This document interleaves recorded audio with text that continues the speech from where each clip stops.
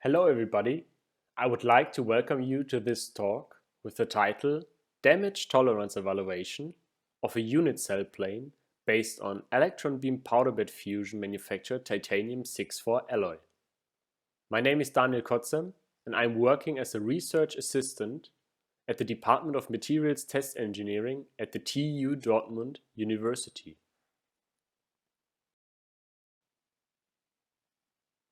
I would like to start this presentation with the outline. At the beginning, I want to give a short motivation regarding the general topic. Subsequently, I would like to present the used experimental setup before I then start with presenting the results in detail.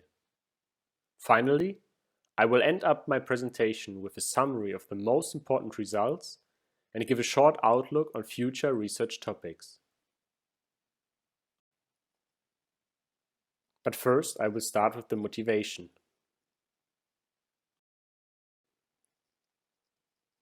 Additive manufacturing is a promising technique for new lightweight components, since the layer-by-layer manufacturing enables the construction of parts with nearly no geometrical limitations. Especially powder bed fusion techniques, like laser or electron beam powder bed fusion, are currently part of much ongoing research. However, as these techniques are both relatively new, certain challenges arise. In particular, the influence of process-induced surface roughness and defects, or even a combination of several defects on the fatigue behavior is still not clear.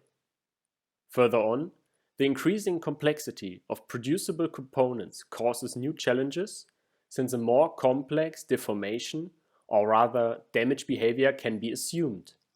This cannot sufficiently be represented by typical material properties such as ultimate tensile or fatigue strength.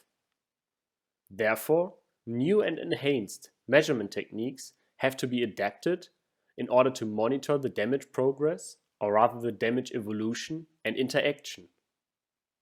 Overall aim should be a fundamental knowledge regarding the process structure property damage relationships in order to extend the scope of possible applications for additively manufactured parts.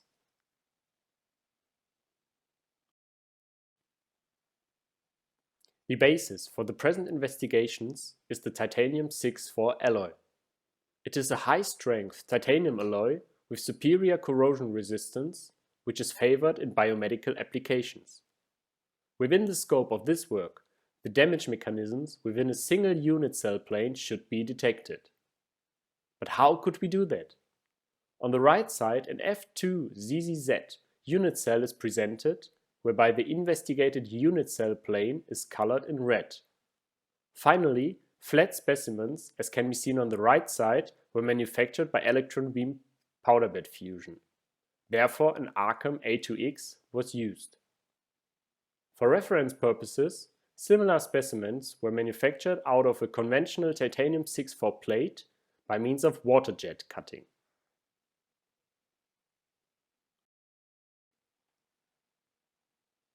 In a first step, specimens were penetrated by computed tomography.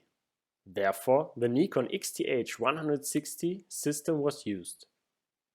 During the penetration, approximately 1,500 images were recorded, which were subsequently reconstructed to a 3D volume. For the following defect analysis, the software VG Studio Max 2.2 was used. Due to the geometry, a minimal resolution of 22 micrometer could be realized.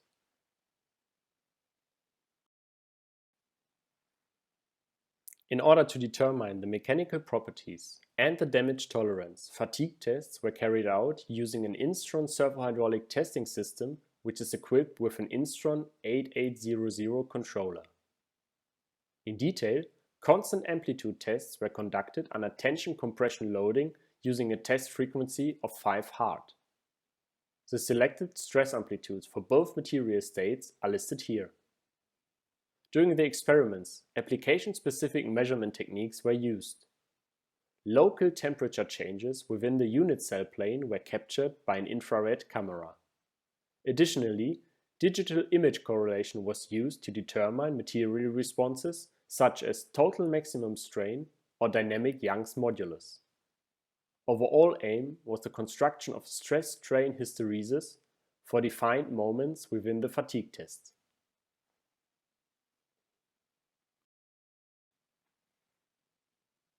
First, we start with the results of the micro-CT analysis.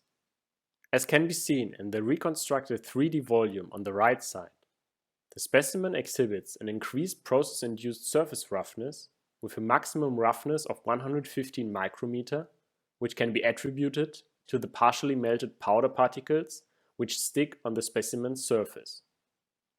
Taking a look inside the specimen, it can be seen that only a small number of defects is present. Thereby, it can be demonstrated that near fully dense specimens can be manufactured by means of E-PBF, having a relative density of more than 99.9%.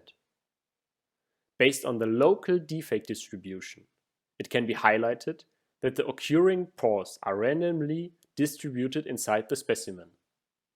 Average pore diameter was found to be 200 micrometer. Further on, average sphericity was found to be 0.55, implicating relative round shapes of the process-induced pores. Only one pore exhibited an equivalent diameter higher than 800 micrometer. On the contrary, no process-induced porosity was detected in the tomographic scans for the conventional wrought material.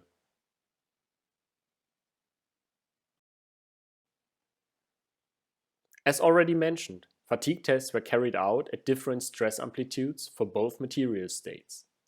In order to investigate the damage tolerance of the E-PBF manufactured material, an exemplary constant amplitude test with the captured material responses is shown here.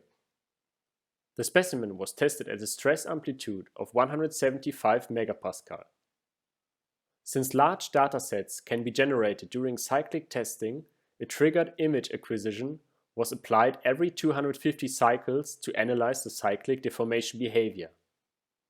In the diagram, change in temperature is colored in green and the total maximum strain in orange. Based on the results, several stages with specific material reactions can be identified, which are subsequently named as A to E.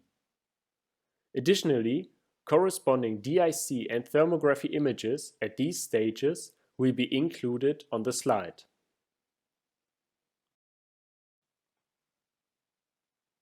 As exemplary shown at point A, B, and C, the results of the measurement techniques are characterized by an almost horizontal course. After approximately 10,000 cycles, a slight linear increase is visible in the results of the total maximum strain.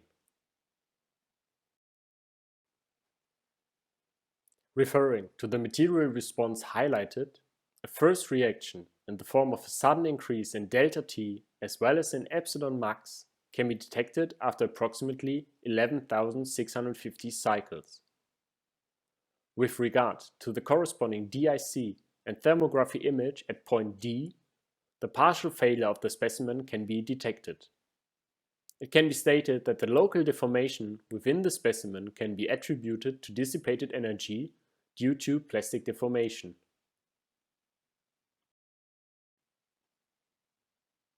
Resulting from the partial failure of the specimen, two further stress concentrations can be detected at point E based on the DIC image. Further on, an increasing warming of the remaining sample cross-section can be seen in the thermography image. The final failure occurred shortly after and initiated at the previously detected stress concentrations. Based on the given DIC data, stress-strain hysteresis was calculated for defined moments during the fatigue test.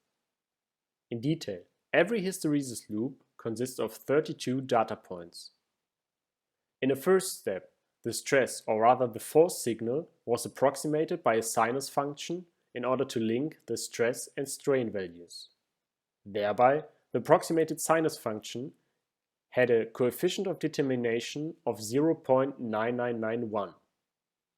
On the right side, the hysteresis loop is depicted at the beginning of the constant amplitude tests after 250 cycles. To give a better overview, only peak values are given for the additional hysteresis loops. At point Z, soon before the partial failure of the unit cell plane, it can be seen that the hysteresis loop does not change significantly compared to the beginning of the experiment.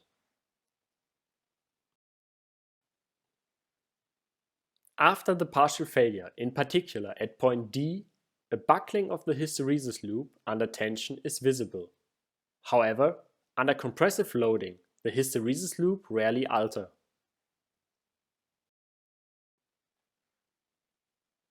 In order to identify an additional scale describing the damage behavior, dynamic Young's modulus was calculated under tensile and compressive loading.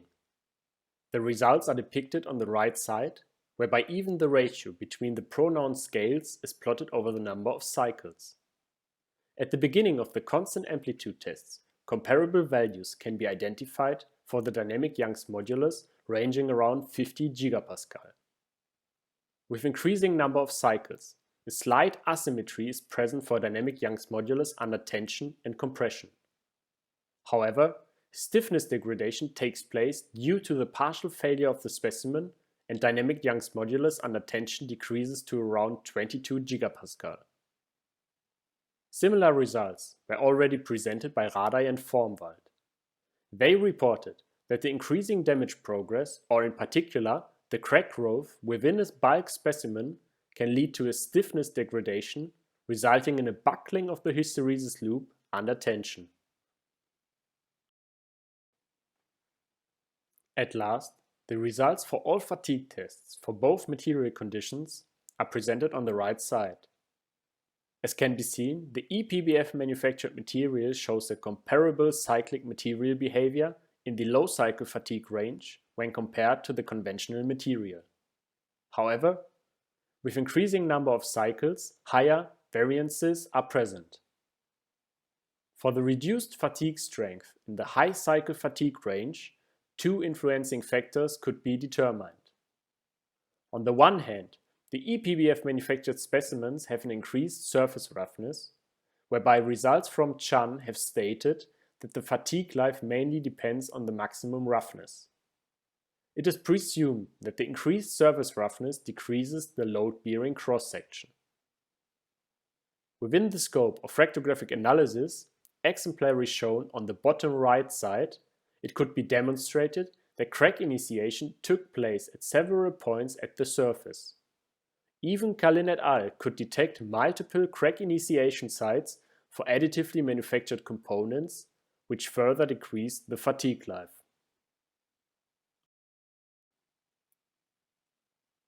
Finally, I would like to summarize the most important results.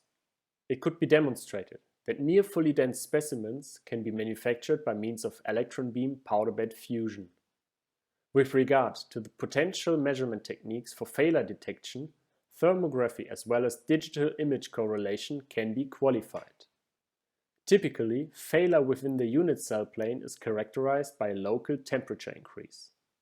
Furthermore, it could be stated that the increasing damage progress leads to a stiffness degradation under tensile loading.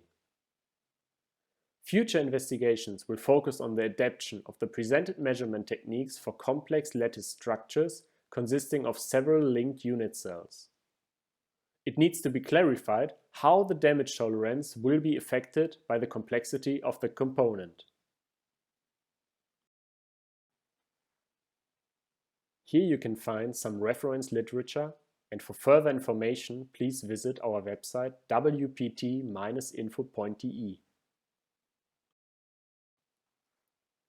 To conclude, I would like to thank the German Research Foundation for the financial support within the below-mentioned research project. Additionally, I would like to thank Mr. Niendorf and Mr. Arold for providing the material and for the good collaboration. Finally, I would like to thank the audience, and I'm now available for open questions.